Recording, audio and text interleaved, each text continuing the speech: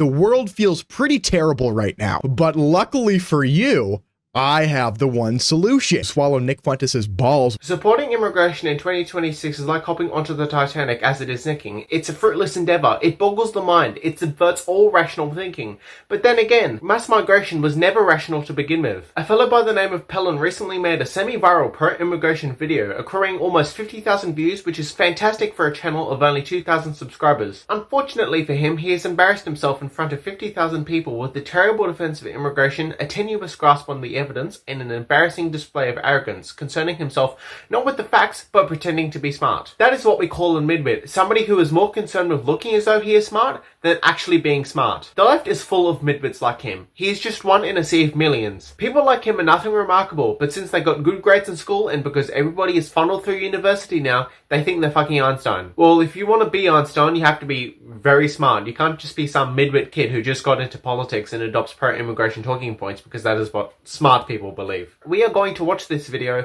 and I'm going to explain to the audience in depth how Pelan is wrong about pretty much everything. Whether or not Pelan decides to watch, that's up to him. But for everybody else, it's mandatory viewing. This is by far the most controversial topic I've ever covered on my channel. So let's crack this sucker right open. The basic theory of the Great Replacement was coined by gay writer Renaud Camus. While he is the originator of the theory, it's not really because of him the theory has become popular enough to where the likes of Tucklenuts feel the need to speak on it. In other words, you're being replaced and there's nothing you can do about it. The theory is really only popular because of two events. Number one, the Christchurch shooting, and number two, the Unite the Right rally in Charlottesville. This is where this garbage belief entered the right-wing zeitgeist. I honestly do not see how that is relevant, and it's very sneaky and clever what Pelan just did if you weren't paying attention. Pelan employed a logical fallacy in order to discredit the Great Replacement theory by bringing up two people who happen to also believe in it. That's like if I said it's racist to support animal welfare because Hitler was a pioneer of animal welfare. Pelan even acknowledged that neither of these events birthed the Great Replacement theory, so I don't know why he feels it necessary to bring it up. I wonder how he would feel if I informed him that most of the people who created the LGBT movement, people who were far more influential in their respective movement than some idiot in New Zealand, all supported legalizing pederasty, consensual sexual relations between men and boys, but who primarily pushed homosexuality so as to make acceptance of pedophilia as well as bestiality more palatable in the future. And the kicker in all this is that Pelan's original claim isn't even true. Charlottesville and Christchurch are not responsible for the popularization of the Great Replacement theory. Wikipedia credits Lauren Southern's deleted video on the Great Replacement in July of 2017 for popularizing the Great Replacement theory and bringing it into the mainstream, while Renaud Camus first coined the term in 2010, well before Charlottesville or Christchurch. As Tarrant correctly points out, white people in white countries do not have enough kids for replacement rates, which means absent immigration, the white population will decline in these countries. Doesn't mean that whites will become a minority, but it does mean that they will hold a smaller and smaller share of whatever demographic pie there is. It does mean that whites will become a minority. In the United States, they are projected to become a minority between 2045 and 2060. In Canada, whites are projected to become a minority by the middle of the century. In the United Kingdom, whites are projected to become a minority by 2063. In Australia, whites are projected to become a minority by the end of the century. We've seen what happens when whites as a collective give up power.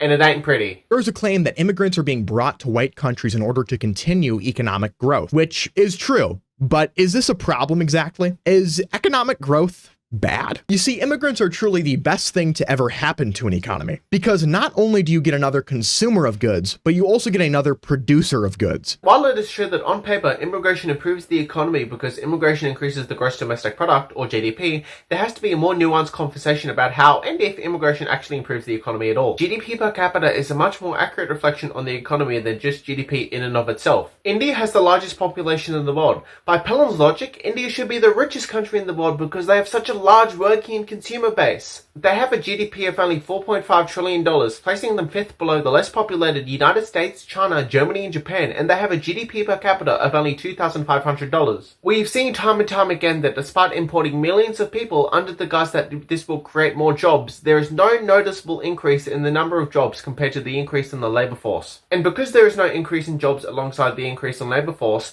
immigration places downward pressure on wages. I did some calculations looking at the 10 financial years between 2014 and 2024, taking into account annual net immigration numbers into Australia, and the evidence shows that there is a moderate negative correlation of negative 0.4 rate between high immigration and increased real wages in Australia. In the United States and Canada, real wages have stagnated since the mid-70s, and in the United Kingdom, real wages have stagnated since the global financial crisis. Furthermore, data from the Australian Bureau of Statistics shows that there is an inverse relationship between high immigration and productivity. I'm not sure how decreased real wages and collapsed productivity is the best thing for our economies. Hey, Mr. Pelan, if a non-white immigrant comes here seeking a job, doesn't that mean a white native-born is out of a job? Thank you, white hillbilly voter, but no, it's a myth that immigrants take jobs. Because the myth lies in the fact that our economy is a zero-sum game. Okay, sure, the economy doesn't have to be a zero-sum game, but immigrants are taking our jobs. It's basic economics that when you have a lot of labor, wages will go down because of supply and demand. When there is a high supply of something, in our case labor,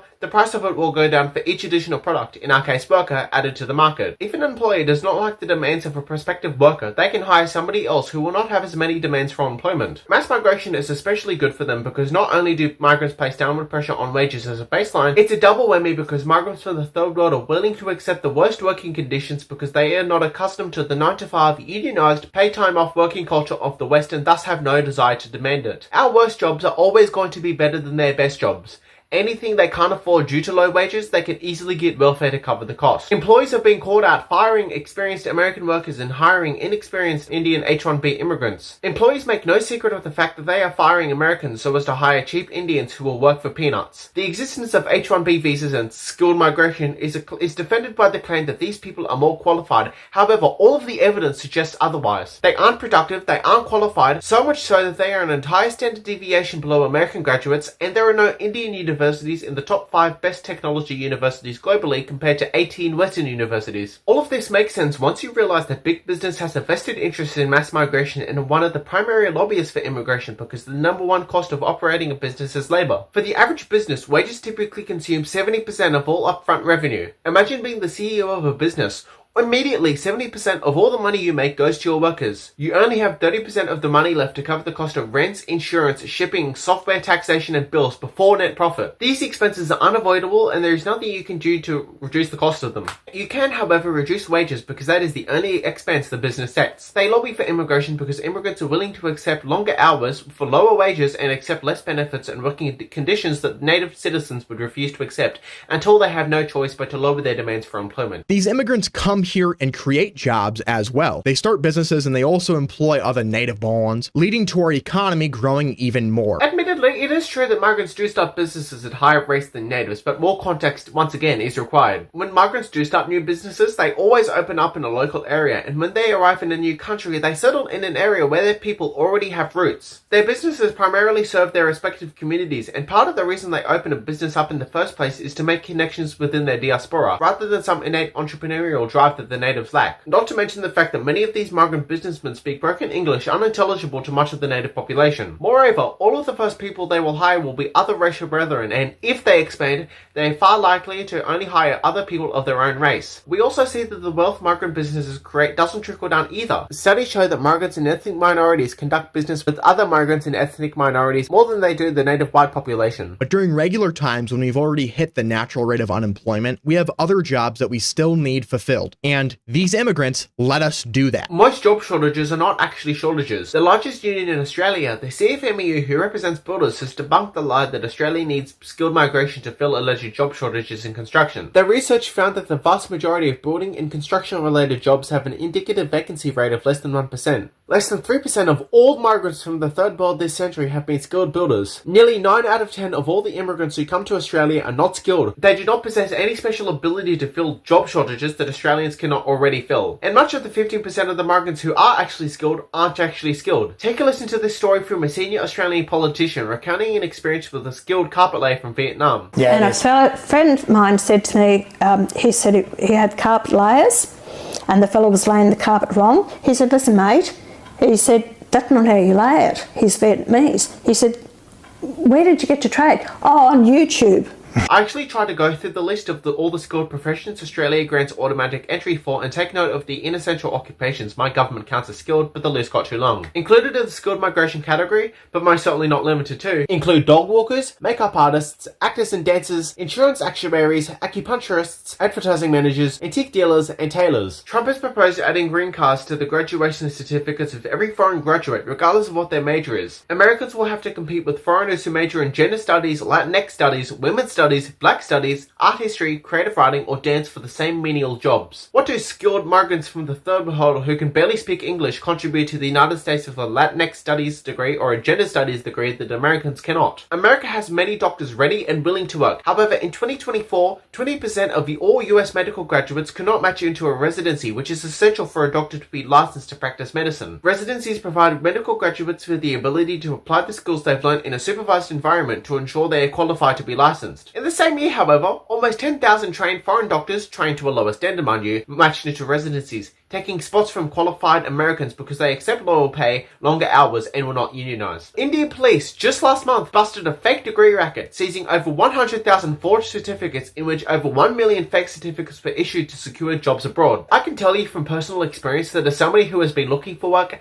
and you can look online to find thousands of stories that corroborate my claim that the job shortage is fake. It is impossible to find a job in this market because of the existence of cheap foreign labor taking all of our jobs. And illegal immigrants also pay a shit ton into Social Security and Medicare, but they don't receive a single benefit. So you tell me, are immigrants really a drain on the economy? Because to the average conservative voter, an illegal immigrant is really Schrodinger's immigrant. They somehow are taking all the jobs, they somehow are buying all the houses, but they also are welfare leeches. It's actually a myth that illegal immigrants are not eligible for benefits. Nearly 60% of all households headed by an illegal immigrant use some form of government welfare. They use SNAP benefits at twice the rate of US-born citizens, and they take more than their fair share in cash welfare, Medicaid, and housing. A growing number of states are offering free healthcare to illegal immigrants, all the while tens of thousands of Americans go into bankruptcy each year because of medical costs. Furthermore, even though illegal immigrants allegedly pay $100 billion in taxes annually, they are still a net drain on the US taxpayer, consuming over $150 billion annually. In layman's terms, for every dollar that an immigrant, or as I like to call them, a immigrant receives, they only pay back 66 cents. That is if we accept the claim that immigrants pay taxes, as many illegal immigrants are paid under the table because it is highly illegal to hire illegal immigrants. So how are they paying taxes if they can't report their place of employment? Not only that, but they would be alerting the government to their presence as an illegal alien who is committing a separate crime and working as an illegal. That is why Barack Obama, a god of the left, opposed illegal immigration. And billions in tax revenue are lost each year because many undocumented workers are paid under the table.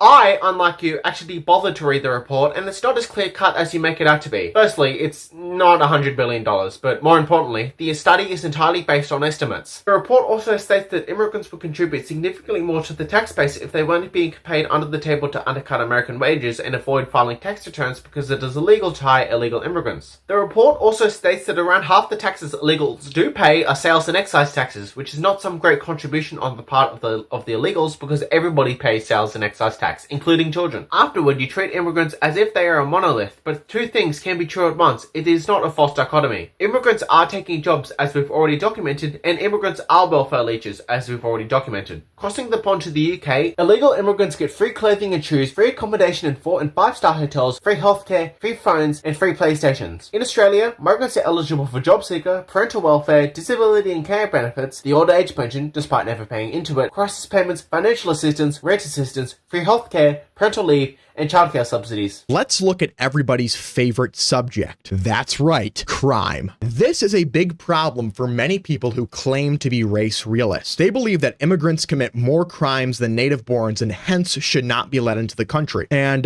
this is just completely not the case. In America, legal and illegal immigrants commit way less crimes than native-born citizens. That is not true at all. The claim that immigrants commit crime at lower rates than US-born citizens is based on deeply flawed methodology. Firstly, listen to this police chief in Minneapolis, a very leftist city, admitting that the police do not collect data on immigration status. The Minneapolis Police Department does not participate in immigration enforcement.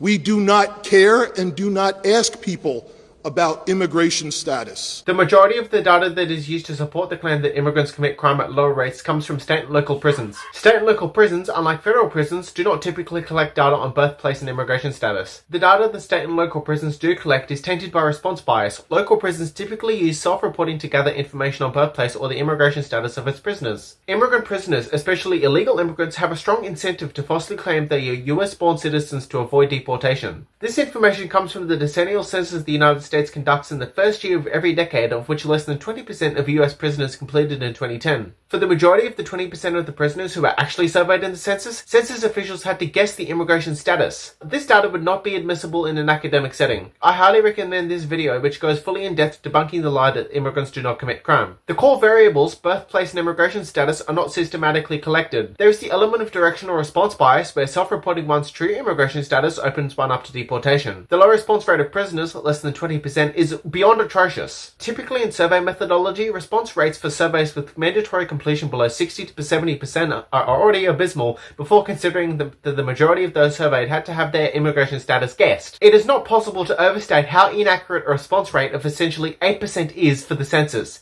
It is catastrophic for data quality and reliability. You should be embarrassed if you ever fall for this lie that immigrants commit way less crime than native citizens. This is the worst data that I've ever encountered. And even if immigrants do commit less crime than natives, is that any solace to the families of people who have been raped and murdered by immigrants? It doesn't even matter what the crime rate for immigrants is. Even if it was 1% of the crime rate of the US-born citizens, that number should be 0. All crimes committed by immigrants are preventable. They didn't have to be here. These are crimes they would not have committed against our people had they not have been here. Now, in Europe, the story is a little bit different. While plenty of studies do point to increased immigration not causing crime in Europe, other studies on individual countries have different conclusions, finding that immigrants in European countries may commit crime at higher rates. The evidence is much clearer for Europe. Immigrants do commit crimes at higher rates. In Denmark, immigrants are 2.5 times more likely to commit crimes than native Danes. Immigrants to Denmark from the Third World, who comprise an eighth of the population, comprise a quarter of violent crime statistics. In Norway, Norwegian police data shows Muslims are likely to commit rape than the general Norwegian population. Sweden has the second highest rate of Islamic immigration in Europe and the second highest sexual assault rate in Europe. Finally, in Germany, over 80% of pickpockets are migrants, 48% of shoplifters are migrants, 47% of burglars, 42% of homicide suspects, and 37% of suspects in violent sex crimes are all migrants as well. In Frankfurt, foreigners are responsible for 54% of the murders, 57% of all crime, 64% of rapes, 65% of manslaughters, and 100% of sexual assaults. In the United Kingdom, it is estimated that well more than 1 million white girls have been victimized by Pakistani rape gangs. For that to happen, the immigrant crime rate, especially for Pakistanis, has to be several times above the average crime rate for British people. And before some midwit tries to retort about some white Bulgarian or Romanian rape gang, no, they are gypsies. Gypsies are not white, nor do they consider themselves white. White Britons make up 82% of the British population and 73% of the prison population. Blacks make up 4% of the population and 12% of the prison population. Asians, which includes Indians, 9% and 8% respectively, mixed 3% and 5%, and others 2% and 2%. Whites are significantly underrepresented in prison statistics. Blacks are 3 times overrepresented in prison statistics. Asians and others' prison numbers are in line with their population figures, although Asians make up 75% of group-based child sexual exploitation criminal numbers, and mixed Britons are up to 2 times overrepresented. I bet you feel pretty fucking stupid now, don't you? Is race real? This is a tricky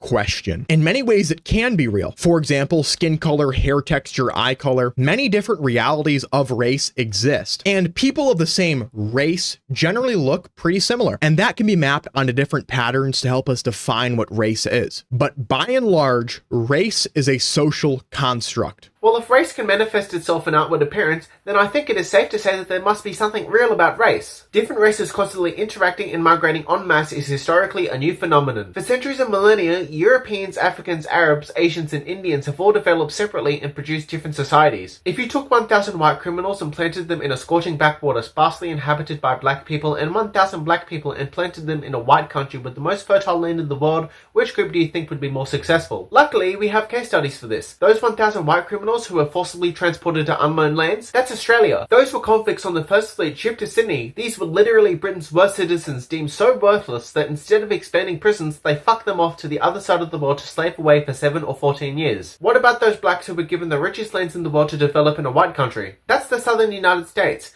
African Americans are still 400 years after being transported from Africa to America, very similar to their brethren who remained in Africa. The black murder victimization rate was 29 per 100,000 in 2022, with US Justice Department data showing that 93% of black murders were interracial, meaning blacks killing blacks. There is significant underreporting of murder rates in West Africa, but when adjusting for underreporting, West Africans and African Americans have a similar murder rate per 100,000. My point is, the one's problems cannot be divorced from their country of origin. There is a reason African American communities still look like West Africa, why Gypsy communities still look like India after 1500 years, why Indian enclaves look like India, why Islamic enclaves look like the Middle East, why Somalian enclaves look like Somalia, why Chinatowns look like China. There is no reason to believe that Indians will emigrate from India and create America. There is a reason Indian Americans are Hindu, eat Indian food, hate Pakistanis, and play cricket instead of Christians who pick themselves McDonald's, love all races, and play baseball. Is the reason African Americans today remain poorer than whites because of truths in race realism? Or is it based on the fact that historically, African Americans were slaves for hundreds of years, then had their economic mobility stifled under Jim Crow and redlining, and 3 generations later, we're supposed to expect that they should have acquired intergenerational wealth in that time period? No, because the reality is, if a system has been out to get you for hundreds of years and then it stops, it doesn't all of a sudden return to normal. Who cares? Slavery ended 160 years ago, Jim Crow ended 60 years ago. Besides, redlining is a myth. Between the 1930s and 60s, banks would rate areas based on how safe or risky they were for investments. Red areas were considered the riskiest for investments based on urban decay, crime, and poverty. Many studies show that race was never a variable. Many white people were also denied loans under these laws. Black people were the main beneficiaries of these laws, as black home ownership almost tripled between 1940 and 1960. Black people who live in poverty today have nobody to blame but themselves. Black people have been afforded opportunity after opportunity not afforded to any other race. Furthermore, the US is the most socially mobile country in history. In the US, no matter how poor you may be, if you have an idea, the sky is the limit. Think of how many multimillionaires and billionaires started off in poverty. The Jews had been a stateless people for 2,000 years, facing pogrom after pogrom and expulsion after expulsion. They were expelled from 109 countries, had their religion and history suppressed, yet Jews, especially Ashkenazis, managed to become the smartest people, the most industrious people, and the most successful people. Ashkenazi Jews face worse discrimination in Europe than blacks ever did in the United States. Meanwhile, Ashkenazi Jews have an average IQ of up to 117, and out of a population of only 10 million, over 1 million Ashkenazi Jews have an IQ that is considered highly gifted, which is 130 and above. This means that up to 11% of Ashkenazi Jews have IQs above 130. Extrapolating from the famous graph comparing IQ bell curves of whites and blacks, only 0.1 to 1% of African Americans have an IQ above 130. In numbers, this means only 50,000 to 500,000 out of a population of 50 million. Comparing highly gifted Ashkenazi Jews to highly gifted African Americans shows that Ashkenazi Jews are up to 107 times overrepresented in the highly gifted category compared to African Americans. Ultimately, demographics are destiny. Race is real. There is a relationship between race and intelligence, and blacks typically have not been blessed with intelligence the same way Jews, whites, and Asians have. But that's okay, because race is real, blacks have their own blessings. For instance, they are stronger and more agile than whites. There is a reason the world's fastest sprinters and best sportsmen are all from Africa or the West Indies. Let me think. African countries tend to have a lower IQ. It must be race and not the fact that African countries were historically exploited for resources and slaves by European countries, and no singular country in Africa was actually given the chance to develop. Jeez, I really wonder what it could be, guys. Just over 10 million slaves were actually transported from Africa to the Americas. The Arab slave trade was much more devastating for the African continent, lasted 1,000 years longer than the Atlantic slave trade did, and took double the number of slaves than Europe did. Slavery was an accepted part of life for every single region of the world, regardless of race or religion, and whether or not they knew of the outside world, for literally all of human history until white people forced at gunpoint the end of global slavery. This process was kick-started by the British Empire, who was home to a quarter of the world's population. Europe is not responsible for slavery in the slightest. They are, however, responsible for the end of slavery. In 1840, Prince Albert apologized for his country's role in slavery and expressed great regret that Britannia could not end the global slave trade right then. Never forget that it was the African chiefs who gladly sold his own people into slavery for profit. Europe did not exploit Africa. The vast majority of European colonies were unprofitable, and many European powers only colonized Africa for vanity. The vast majority of European colonies had almost no settlement, and thus European powers actually empowered tribal chiefs to run their colonies in their stead. Only South Africa, Rhodesia, Angola, Mozambique, Namibia, and Algeria saw any serious attempt for European settlement. And it's not a coincidence that these colonies were the most successful. White settlement brought Africans untold opportunities beyond their wildest dreams. It was the white people providing the capital for Africa to develop, and it was the Africans who were given the the jobs by the whites to work in the mines, build the railways, and get educated. I could go on about how Africa was not exploited, such as how black South Africans were richer under apartheid. That's crazy, I know, but that's not the point. If race isn't real, then why did sub-Saharan Africa fail to develop for all of human history until white people arrived? Why did they fail to invent democracy, or human rights, or civilization, or the rule of law? Why had they not yet invented the wheel or a multi-story building? Africa has had many countries and empires develop on their own. For instance, the Mali and Songhai empires, both of which lasted for centuries. Ethiopia and Liberia also managed to develop on their own. They were the only two African countries that were never colonized. Ethiopia has been independent for 2,000 years, and Liberia was created as a country for freed American blacks with the exact same framework as the United States. All of their institutions were based on American institutions. Yet today, Liberia plus Sierra Leone, a colony settled by freed British blacks which gained independence much later, are both completely indistinguishable from their West African neighbours. None of these countries that developed on their own were ever as successful as Rhodesia, a country which was governed by a white minority for only 15 years and had white settlement for only 90 years, during which it was known as the breadbasket of Africa. Since decolonization, the West has given Africa trillions of dollars in food and aid, and they have literally nothing to show for it, except their population ballooning to highly unsustainable levels, of which we will have to deal with the fallout. So in conclusion, if you're a race realist, you're probably just a racist. Wow, we're racist? Guess what? That's not a rebuttal. That is only a poor excuse to cowardly shut down debate because in your heart of hearts, you know that your ideas are bullshit. Nobody cares about being called racist anymore. That video was truly one of the dumbest pro-immigration it is the dumbest pro-immigration video I've ever watched. Why is it that every pro-immigration video I watch gets dumber? First was Mr. Beat, which I have a feeling highly inspired this video. Then it was iDubbbz, and then it was that British punk, and then it was Topherfield, and it's this American kid who is nothing more than a wannabe Destiny, and he knows that.